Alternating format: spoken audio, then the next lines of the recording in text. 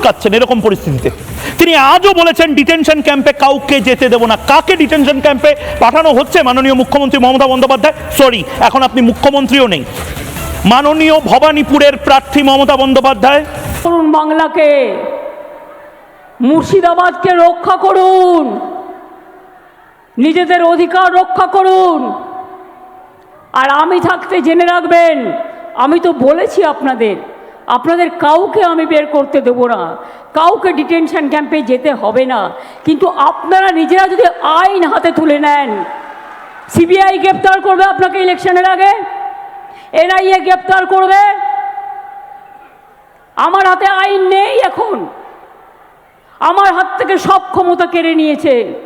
এই রকম election commission আমি জানি কোনোদিন দেখিনি। সম্পূর্ণভাবে ব্যর্থ হয়েছেন ল অ্যান্ড অর্ডার মানে প্রশাসনে রাখতে। এটা আমার দোষ নয়, আমার হাতে কিছু নেই, আমার কাছ থেকে সব কেড়ে নেওয়া হয়েছে। আমি জানি না মমতা বন্দ্যোপাধ্যায় কী চাইছেন। হয়তো মমতা বন্দ্যোপাধ্যায় নিজেই চাইছেন যে কেন্দ্রীয় বাহিনী রাগের মাথায় গুলি চালাক, একটা লাশ মমতা বন্দ্যোপাধ্যায় পান এবং সেটা নিয়ে আবার রাজনীতি শুরু।